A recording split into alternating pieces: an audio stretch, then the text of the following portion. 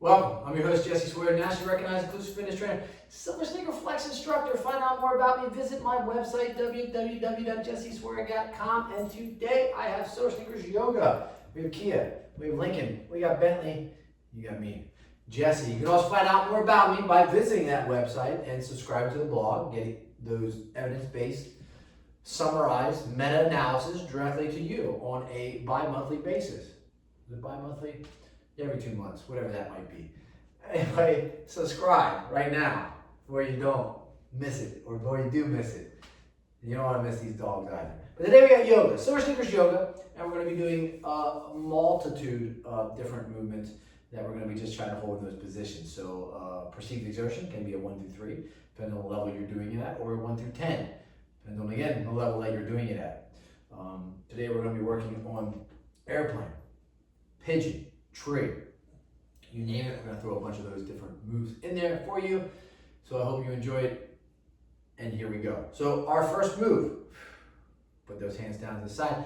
I'm going to take a nice deep inhalation here. And then I'm going to take those arms back and I'm going to work on that balance. So my right foot's going to go back and it is going to go onto the ball of that foot, right? Onto those toes. And I'm going to just hold this position. Now, if you need to hold onto a banister, or you need to hold onto an ambulatory device, or if you need to hold onto a kitchen counter, you may do that, or a chair. But we just want to hold this position. And that is the goal of the airplane. So what I will do on the next move is I will turn so that you can actually see this position take place. So I'm going to take that nice inhale, step forward, right? And then nice exhale. Right foot's going back, both hands are going back. You don't have to take both hands back. Again, you can have one resting on something. You have one resting on your hip. You can just have one back. Right? That's where we want to be. And just holding that position. So majority of that weight is on this left leg. Say 85%, 90%, and you only have about 10 to 15%. Just like if you were doing an RDL, this is your pendulum leg. Not much weight, all the weight goes, and as you can see, I'm leaning forward, pressing more weight onto that quad and that knee and that hip. So you're getting your adductor working, you're getting your calf working, gastrocnemius, and your soleus, and you get your nice inhale here. And then your nice exhale. Excellent job. Hold that position. You want this leg maybe shaking a little bit, right? Because that means you know you're doing some work to it. And you're working on balance. And you're working on isometric holds. Nice inhale and nice exhale. Now we would switch. We want to go to the other side. So I'm going to turn, same exact thing. This time I'm going to take my left leg back, my right foot is going to do majority of that balance. Nice inhale and nice exhale back and hold. There you go. So we'll work our way up. Do a little bit on this foot right now. Take your nice inhale. Take it back, exhale, and hold. Excellent way to begin your day and your evening, or just to work strategically on functional aspects, right? Functional strength, we do that every single day, work on functional strength. If we go to the gym, we work out. But specifically, working on areas that are gaps in our training. This would be a gap in your training, right? Just holding yourself in these positions, most of the time we don't do. Even if we are exercising, even if we are taking another SilverSneakers class, and we're not working on this strategic balance, and that's functionality. So, functional strength, it's the same thing as strength training, it's just we're working on those gaps that we're missing in our routines. This is one of them. So I'm actually feeling that calf start to, really engage on this right side. And hold. Here we go. Hold this as long as you can. Right? We want to feel, again, on that knee, the patellar ligament, into the patella, right? Into the tibia, quad, it's activating, calves activating, adductors are activating, your glutes probably a little activated. A nice inhale, and nice exhale. There you go. Awesome job. How'd that feel? That's your airplane. Airplane can be done different ways. Arms behind, arms in front, changes the dynamic. Next exercise we're going to go to, right? A little more complicated. We're going to go into that tree. So we get in our horse stance again, but we take our nice inhale and we slide, just like we would do in energy chi. We slide that right leg here and we hold. There you go, good, right? That's my tree. I'm in this tree pose. Or I'm in this tree pose. How do you want that tree to look? It can look here if you have difficulty with your shoulders, or it can look like this. And it can look like this if you have a hard time getting this leg up. So you get your nice inhale, and then your nice exhale. So we make it a little harder now, right? We go inhale, and we slide up to the calf, and we exhale. And we hold this tree. There we go. So now, off the airplane, we are now holding all of our weight on this left leg. Where before it was about 85, 90% on that left leg. And the other leg was the pendulum leg, and it was only holding about 10 to 15%. Makes you bounce a little bit more, a little bit harder.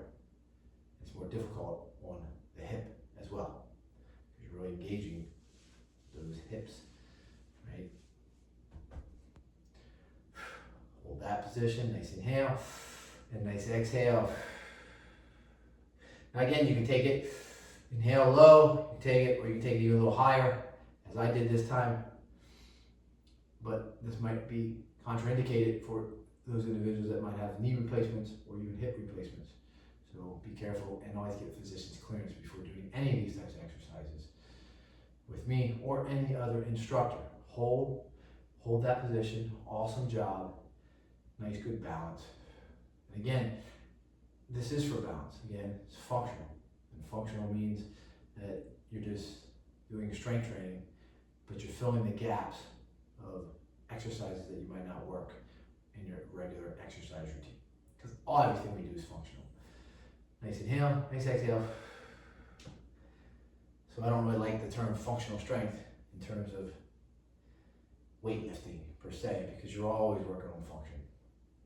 No matter if you're weightlifting, powerlifting, or you're doing CrossFit, or you're doing bodybuilding, or you're doing cardiovascular activities, we're always working on those things. So we got a nice inhale again. Exhale with that left side, and there you go. We're going to be just holding. Take that tree position up and hold. Excellent job. Right? Now, we want to make this more a little difficult, so we take an inhale here. Exhale, because that's easy. We know that. Nice inhale. Put it up the calf. Exhale. Whoop, fell. There you go. That happens sometimes. And now hold. Now there is a slight bend in this leg. You can't see it because I have these sweatpants on. And I'm holding. And my left leg now is having to work. 100%. There is no support from that left leg. It is all on this right leg. Here we go. Hold it, hold it, hold it. 8, 7, 6, 5, 4, 3, 2, and 1. Nice inhale. Exhale. I'll make it a little harder. A little higher. Exhale. And now we got this tree, big tree pose.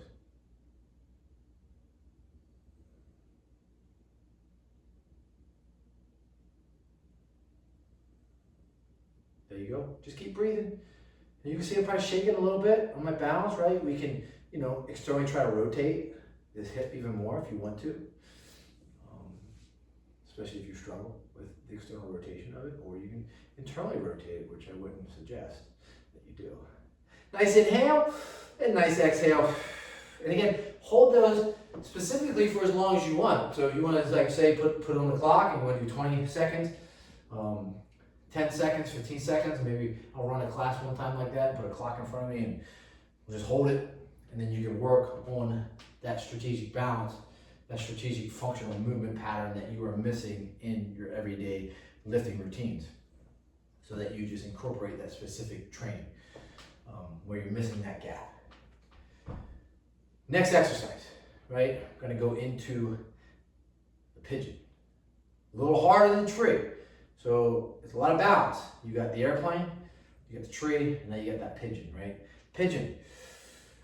Empty it out, lifting up, but now you're crossing over, right? And then you're sitting, right? And this is much harder for individuals because it's hard to get in that neutral position. Some people have to put their arms here. Some people even have to hold and lift that leg up. But we want to sit and hold and sit in this position, right? We should be able to have an entire meal like this. Maybe not. But you could drink, right? Maybe eat a hamburger. But work on the balance and the calming aspect of this. So let me shut it down with my jibber jabbing.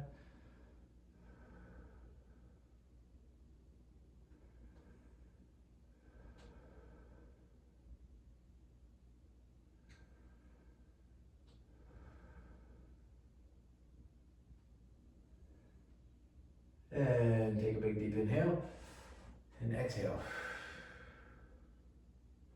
We're gonna go to the other side. We're gonna do 1 and 1. And then we're gonna move it through. Here we go. Do the other side. Take a nice inhale. Cross over and exhale.